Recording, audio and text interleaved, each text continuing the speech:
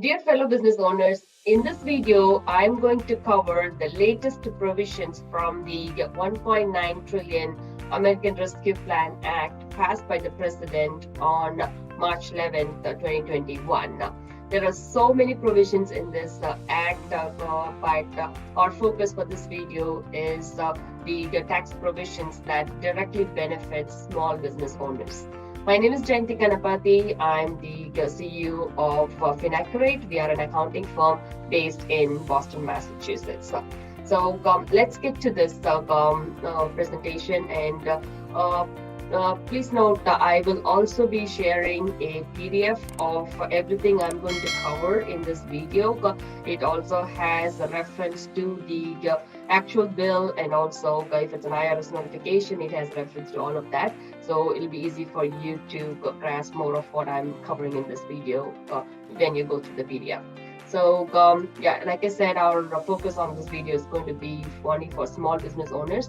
I'm not going to cover everything from the American Rescue Plan Act. So very specifically, the first one is the small business lending options.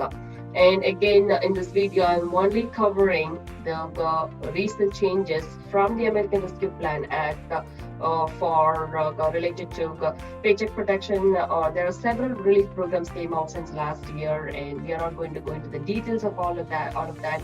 The focus here is just to cover the difference or what has changed as a result of the American Rescue Plan Act.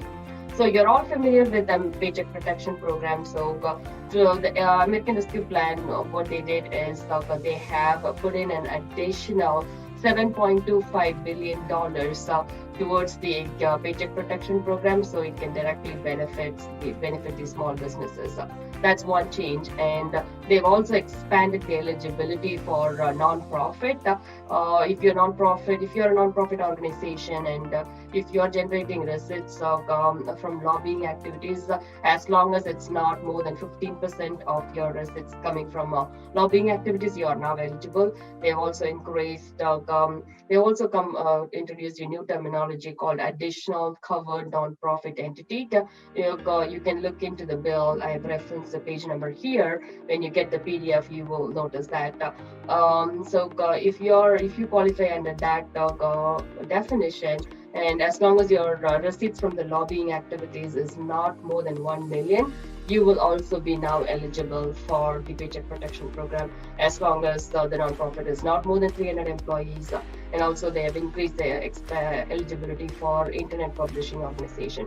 Another major welcoming change which we are eagerly anticipating also is there is a recommendation to extend the Paycheck Protection Program beyond March 31st, 2021. Currently, the program is set to end by end of this month, March 31st, but there is a strong proposal to extend it to 2 more months, so a lot more small businesses can benefit. Another thing is the original funds allocated for the Paycheck Protection Program is still available, and now through the ARPA, they've added 7.25 billion more.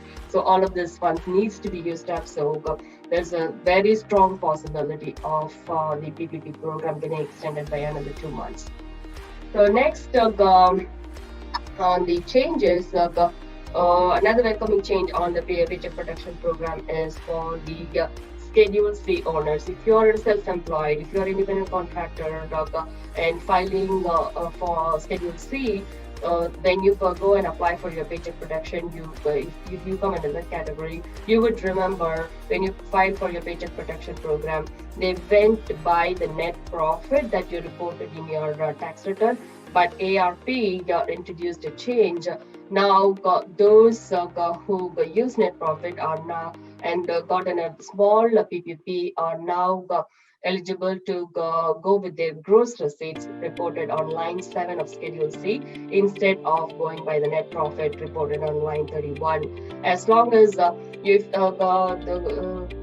The good way to check this is if your net profit reported on Schedule C line 31 is less than $100,000, then you will benefit by this change, because there is a cap of the maximum Paycheck Protection Program that you can get, which is $20,833.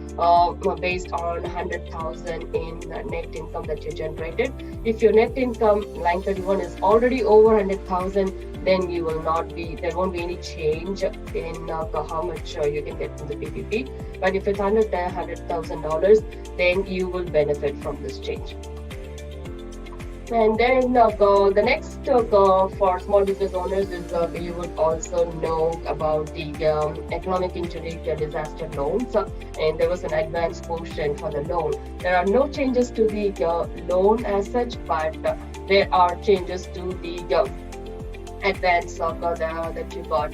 So American Rescue Plan has increased the funding for this program, which is called the Targeted EIDL Advance. They have funded an additional $15 billion towards this program, and it's called the Targeted EIDL Advance. It goes to the low-income communities, and there's a definition of how you identify if you're in the low-income community or not. There's also a link in the SBA website you can put your zip code or the address in to see if you come under the low-income community. Only for those businesses in the low-income community, if you already applied for the advance in 2020, you would remember originally they said it was going to be $10,000 per business, but later on they changed it to $1,000 per employee in your business.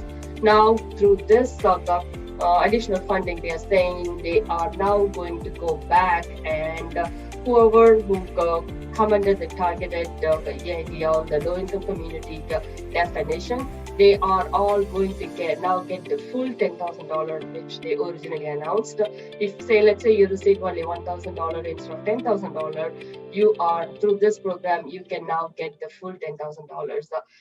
How this is going to work is there's no application for you to fill in and get this difference. SBA is going to reach out to you via email directly if you are eligible, and if you are in the low-income community, they will be reaching out to you and asking for more documents and information to submit so you can get this differential.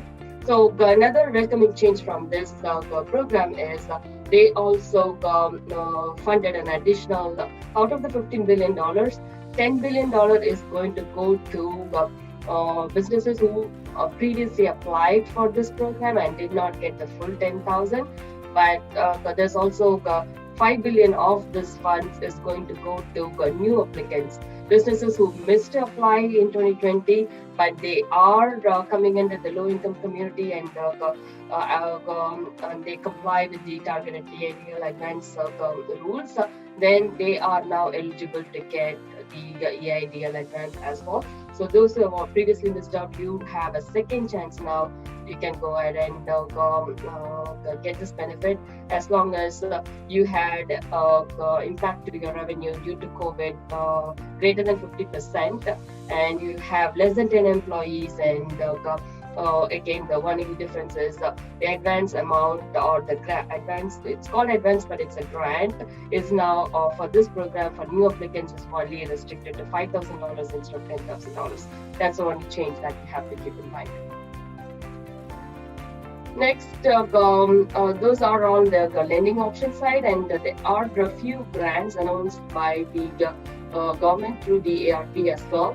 So number one, this is the new grant that's introduced and specifically to support the restaurants. There's a $23 billion allocation for this grant. Out of that, $5 billion will go to restaurants with gross receipts less than $500,000 in 2019, and the remaining funds will be allocated to different entities of different sizes based on their gross receipts. The details are not out yet. When it's available, I will cover in my next video. And how much you can get from this grant is it's a maximum of $10 million, and it's calculated based on the difference between the gross receipts you had in 2019 and the gross receipts in 2020. Let's say pre-COVID 2019, you had 500,000 in gross receipts from your restaurants, and in 2020, let's say it was 200,000. The grant amount is the difference between 500,000 and 200,000. So 300,000 is the grant amount that you can get from this program, which is huge. And again, this is to help the restaurants, and there are so many restaurants closing because of impact due to COVID. Government want to directly support those who are directly impacted, and specifically in this industry. So that's why this program. There's also, if you have multiple locations, you can include all of them, but not more than 20 locations. If you have multiple locations, there is a per physical location limit of $5 million with a maximum of $10 million. But the important thing is knowing that this provision is available and taking benefit from it. So there's a little bit more details to it. Like I mentioned, I will be sharing a PDF which has all the slides I'm presenting here, and you can go over that to see the nitty-gritty details of how to go about applying for this. Maybe I'll just highlight two things. The two things you need to have to apply for this program is you need to have the DUNS number, DUNS. If you don't already have one for your business, make sure you go ahead and apply for it. DUNS you can get in a day, but the next step of the process is registering in sam.gov. That's a new website is being set up for specifically for this grant, and also already existing shuttered venue operators grant. For both of them, you have to register yourself in SAMs, and the SAM registration process takes about 2 weeks. So that's something you want to get out of your way and be prepared and ready.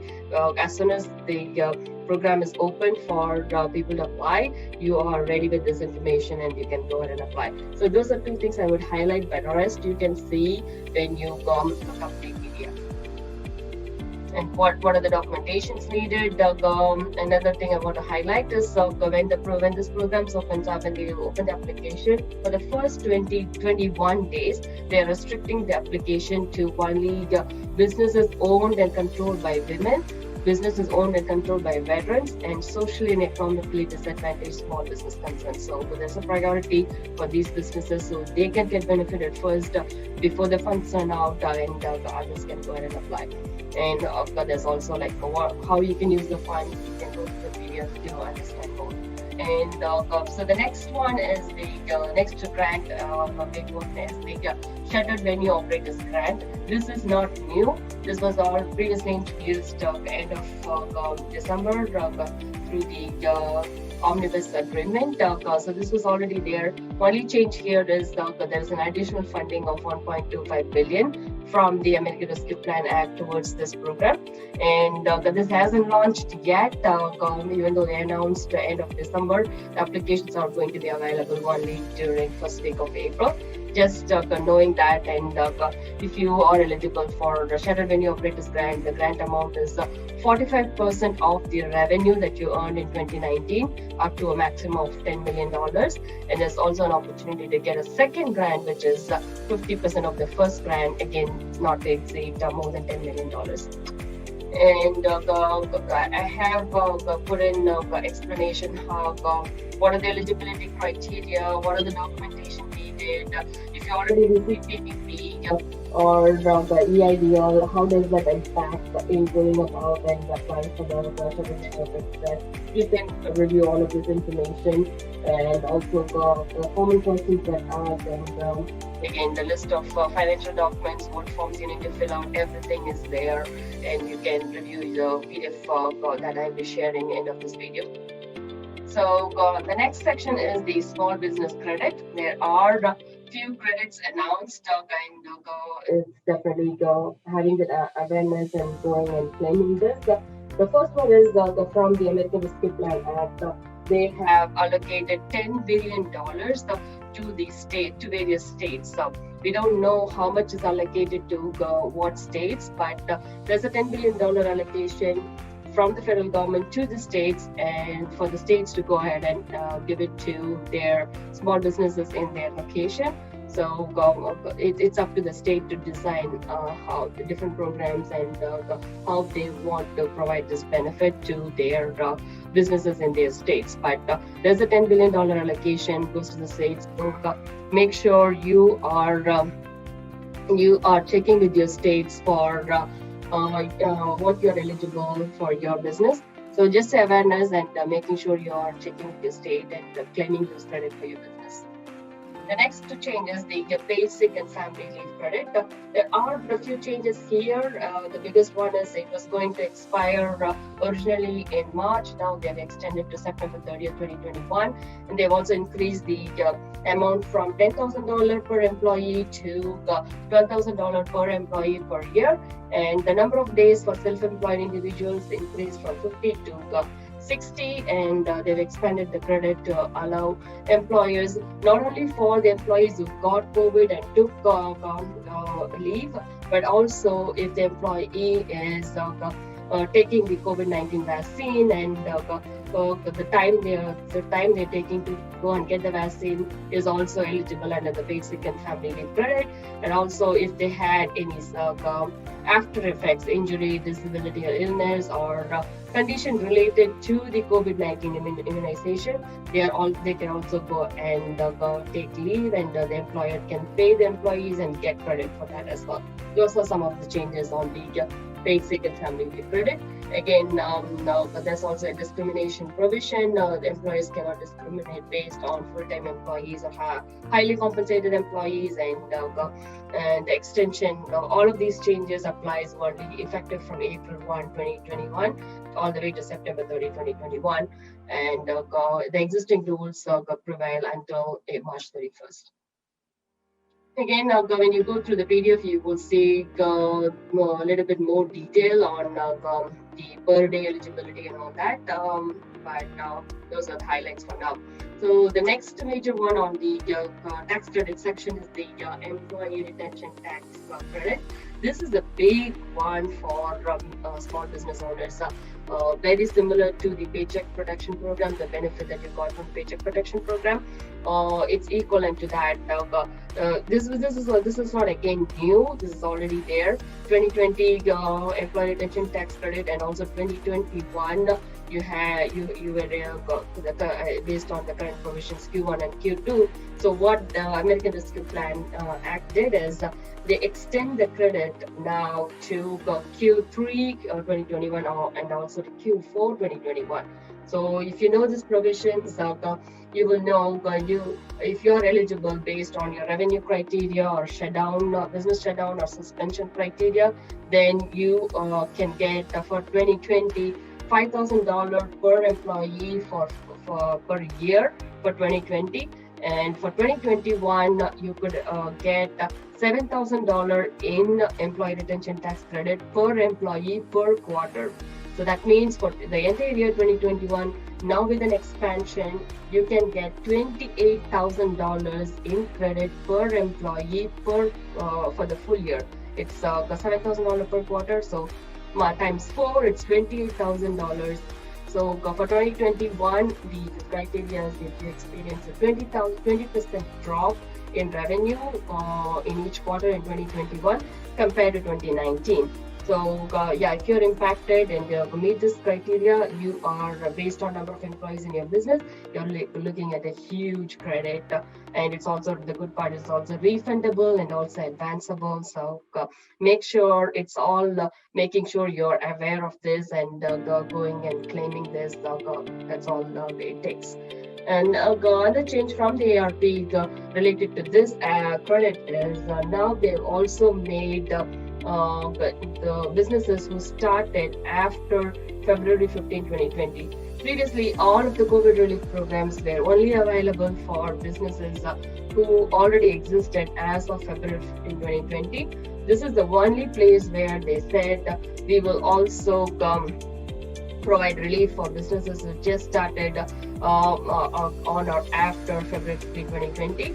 But there is a limit there. Only businesses who made gross receipts up to $1 million, and there's also a restriction on the credit that they can get. They are only restricted to get $50,000 in credit per year based on the type of business. So the rest of the provisions related to ERTC is still the same. I have given the details of the eligibility criteria and an example of how to calculate ERTC. So once you look at the PDF, you will understand more about this as well, and how you can exactly employ this for your business and take advantage of this credit. And then from ARP, there is also the clarification about how you can maximize both PPP and employee retention tax credit. There were a lot of confusion and disadvantage until the explanation came out in this act. If you already used your wages for the full cover period in PPP, you weren't previously able to go back and use those wages for ERTC.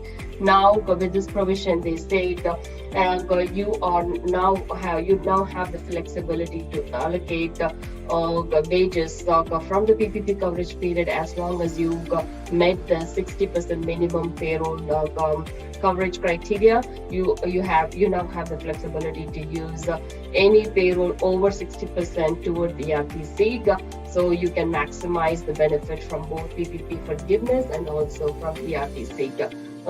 We have explanation for year 2020, but we are still waiting for explanation to take advantage of ERTC and PPP for year 2021. That still hasn't come out as of recording this video.